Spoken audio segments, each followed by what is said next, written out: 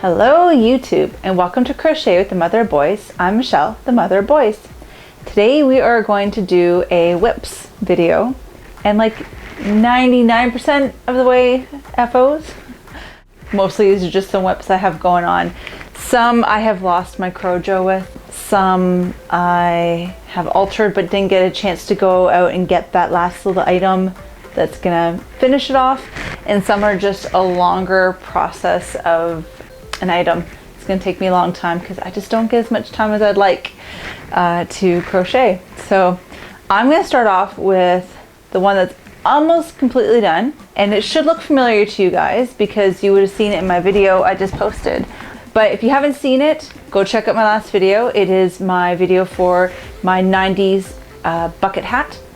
It's a pixie dust yarn that I got. You guys would have seen the unboxing of some of it, but I had actually already gone and bought the periwinkle here, and there was a white that I used as well. In my 90s dreamland, in my 90s reminiscing, I've actually been finding some really fun old shows on Disney Plus. I don't know if you guys remember Blossom. That was one that, I mean, she was a little bit older than me, but I still loved that show as a kid. And yeah, so I've been watching Blossom on Disney Plus.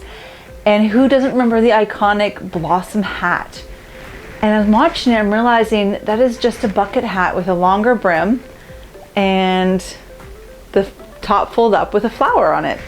So I took my bucket hat that I did for the tutorial, and all I did was just add 2 more rows to the brim. And ta-da, we have a blossom hat. So I am so gonna go and get a flower like clip on here and live my best 90s blossom dreams. I think there's a lot of us that are probably around the same age that just probably idolized her the way I did. I loved her clothes. I thought she was so funky and cool, and it's probably why I was pretty funky of a dresser back in high school. Very eclectic. Did 99% of my shopping was at Value Village, and I just lived my best life. I actually kind of hate that I'm so boring now, but you know, it's one of those, can't have a professional wardrobe and a side funky crazy wardrobe all the time. So overall I just have to buy more normal clothing. It's sad but true. So anyways, so that's my one whip. Like I said, everything is crocheted on it. It's all, you know, all things are tied in. I just need to get that flower and I can look like Blossom. So exciting. So there's that. The other one, this was a tutorial I had started. Pretty sure I probably still have all the footage, but I was gonna do this for Canada Day. And then with everything with the Indigenous children finding their bodies underneath that Kamloops school, just really affected me. And it's not that I'm not proud of my country. I am. I'm very proud to be Canadian. I feel very grateful and lucky to be Canadian.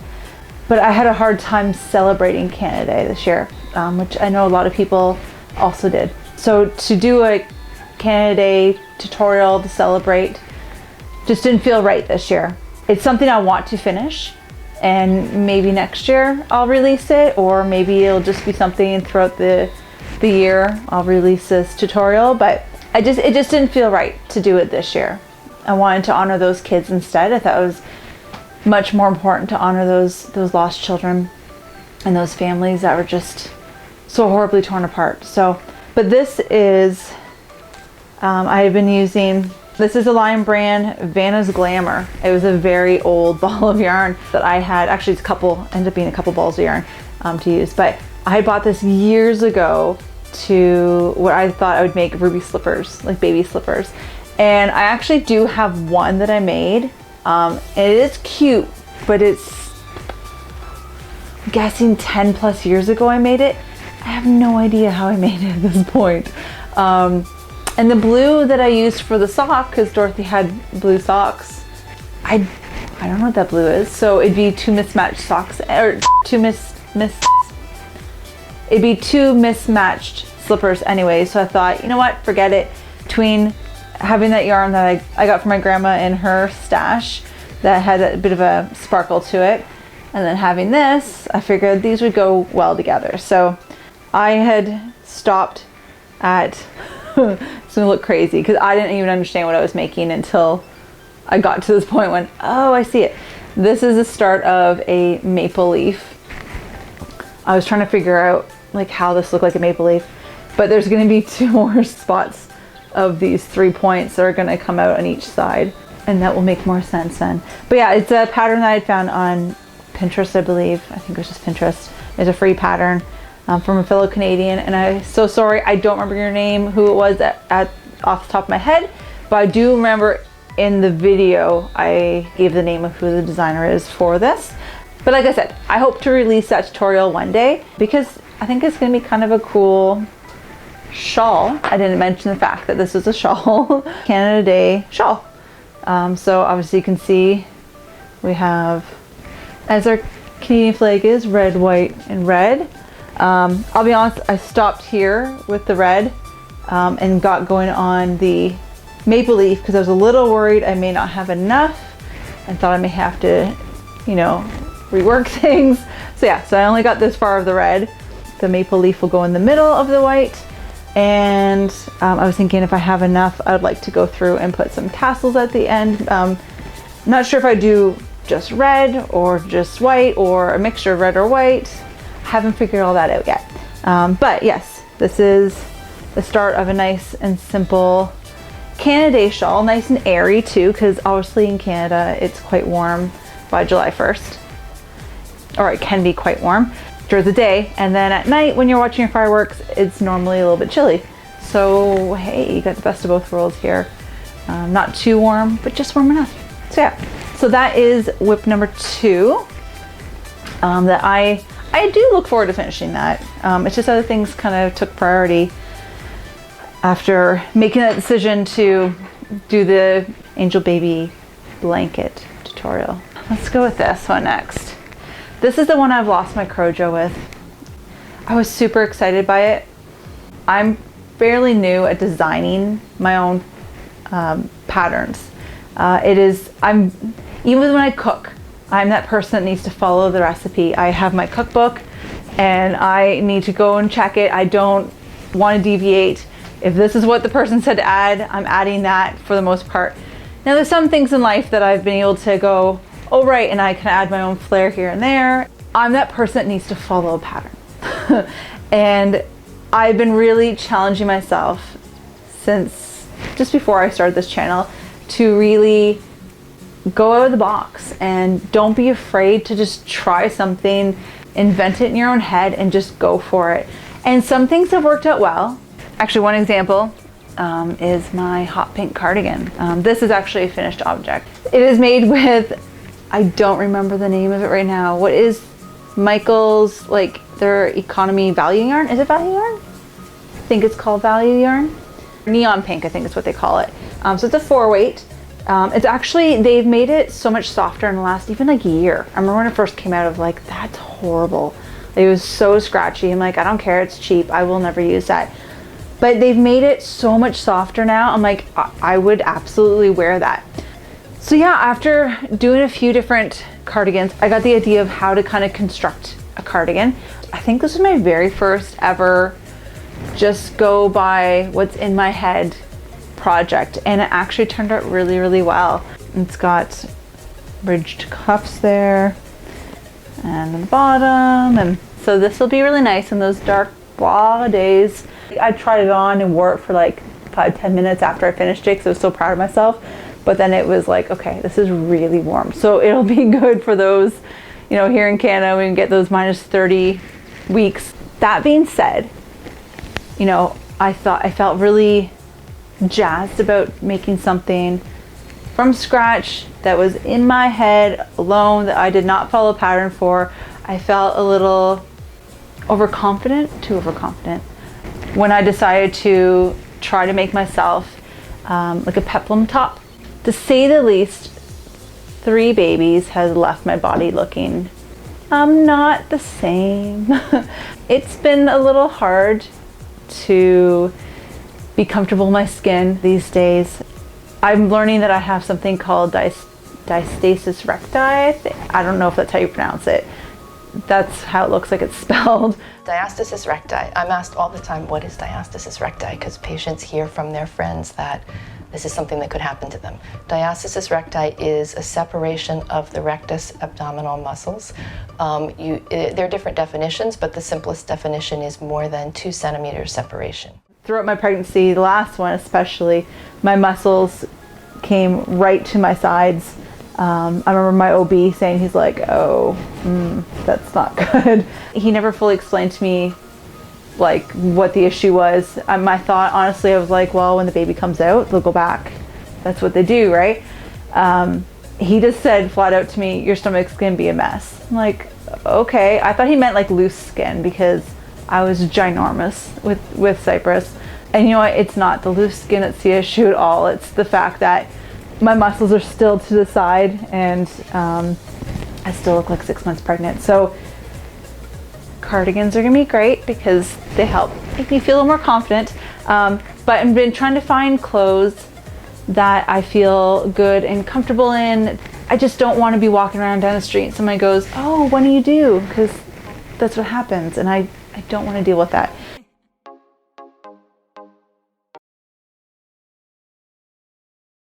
So, you know, my thought was Peplum tops. Yes, that's gonna hide it all. This will be great. But can I find one that I like?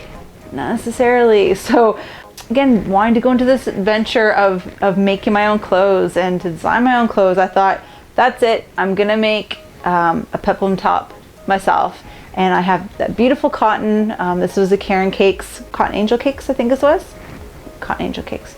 The beauty of designing your own clothes is it fits your body because you've measured your body and you do the amount of stitches that you need for your body. I don't like my bra showing through, so I did single crochet so that it's, you know, you wouldn't see that, but then it's also hot. So then I did double crochets in the back, so it's a little more airy and it's not a big deal if my bra shows a bit. But then it came down to the skirt, and again, I had an idea in my head, and I realized when I came down to it, I'm like, I'm not fully sure how to execute this. And I really wanted like a lacy flower, but I couldn't get my brain working enough to figure that out. And I thought, you know what, I'm just gonna go for it. I'm just gonna start doing stitches and just see what comes out of it. And I'm just not happy with it. I finished the entire skirt and I looked at my husband and said, I don't like it. And he's like, what? I'm like, I just don't like it. I don't like it. I don't know what to do. So, this is what it looks like right now. Yeah, I mean, I liked the idea that it was going to be kind of lacy. You know, I didn't want it to be complicated. I think that's part of the problem is that any patterns I've looked up for like a lacy flower, they're using like a 1 or 2 weight yarn. Well, this is a 4 weight yarn, so I need to find something that is going to be 4 weight yarn. Well, then it gets into things like a granny square. Well, I don't necessarily want a granny square skirt, and I want it to be kind of airy, and so I don't know. So how about this? If you guys have any ideas or any patterns that you can send me to figure out how to do something that's more what I'm hoping for, what I'm liking to do, please send them to me. Because then what I'm going to do, or would like to do, is make this into like a sweetheart neckline. Eventually, that's why this is the stitch marker in here. I wasn't fully sure if I was going to do a crisscross strap. I don't like halters, or if I was just going to do a simple up and down strap, but I'm thinking I want it to cross in the back. I think that'd be interesting. So yeah, so I got quite far. I mean, technically, I would only have to do the straps and I'd be done, but I don't like it. So anyways, but the thing that I'm most excited about, Mandela gnome, is something that I have loved for a long time, and I coveted, and I couldn't wait to use it and to get some. And then when I got some, it was just too special to use. So I was waiting and waiting to find that right project, wanting to make some clothes for myself, feeling confident with this cardigan here that this turned out well. The only thing I don't like about this pink cardigan is how thick it is and how it ended up turning into like a bomber feel because it is so bulky. I mean, I don't dislike it. Don't get me wrong, I do love it, but it wasn't fully the look I was going for. But I knew that the reason why was just because it was as a thicker weight yarn. So I thought, well, heck, that's exactly what I can do then with my gnome. It's thinner. I'm not going to have that bulkiness, and I can take the same principles I learned with the pink one, put it into here. So what I am doing, oh, so pretty, is, and I'm in the midst of it still, so it's kind of weird because I know how to construct now. I know how to construct a cardigan. I know my measurements. I can go back and look at my hot pink cardigan and go, right, that's how many stitches I did for the arms to make it fit nicely and blah, blah, blah. But what I got stuck on was color placement. So I'll show you the back. I mean, look how pretty that is. It's just beautiful. Just beautiful. So, so pretty. So that's the back of it. So it's gonna be more like a duster cardigan, like the longer cardigans. And it's just that perfect weight. Like this is gonna be spot on exactly for thickness for a sweater. It'd be perfect. But yeah, so nice and rainbowy in the back. We got like good equal amounts of colors. And then when I went down to the front panel, well, because it's a smaller section, the stripes obviously elongated. So I didn't get as many colors on the front panel as I did in the back. And so I sat here for a while thinking, okay, what do I do? Do I go ahead and continue on and, you know, where this is ended in that like darker orange at the bottom of the first panel? Well, do I go ahead to the top here and start with that dark orange and have it work its way down through the oranges and the yellows and then the greens and purples, whatever? Or do I, you know, get another one of my balls and do some color control and have each panel be the same colors and the same colorways? So it'd go with the mostly greens, purples, and that's at the very bottom would be the pinks and a little bit of orange. And I sat here thinking for a while. This is kind of a drearier section to me of the yarn. Again, I love it all, don't get me wrong, but it is a drearier feel. I think probably one of my favorite colors is the yellow. I love that yellow and that green. And I want that up near my face as well. So I realized, I'm like, well, maybe if I do the arm starting in the pink and it will work its way through the pinks and the oranges, the yellows, maybe that bright green, then that would be where my bright colors would be, and it won't feel so dreary. I'll have the whole rainbow on each side of my body, I guess you can say. So that's what I'm gonna do, but that's why I also did one panel and then started an arm because I just wanted to triple check. That's what I liked. But I think that'll be it'd make most sense. I finally found something that was special enough to make. So I'm excited. I'm so excited. I really hope I can get this done for the fall. So that is, I think, all my whips. Besides some of those bulky scarves, I think I showed you, yeah, with all the Caron Cakes, the bulky.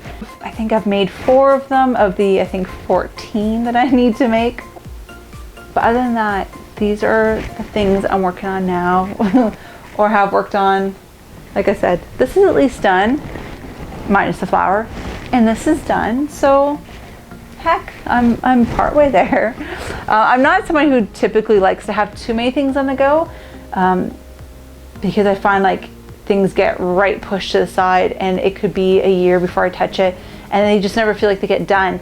And I like to I feel like it makes my head cluttered when I have too many projects on the go that just don't get done.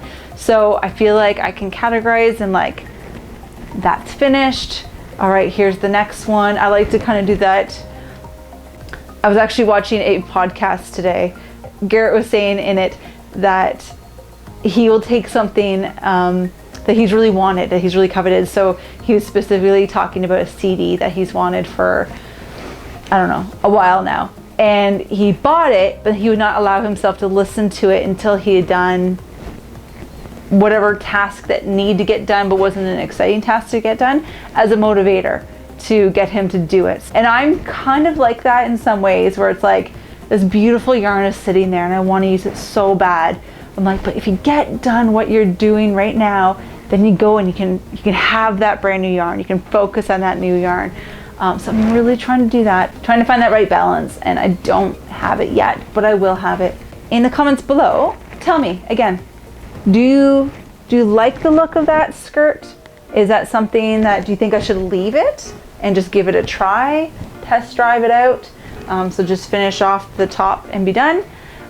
Or should I go ahead with my original plan, which was to do like a lacy flower or something? Let me know your thoughts in the comments below. And until next time, happy crocheting!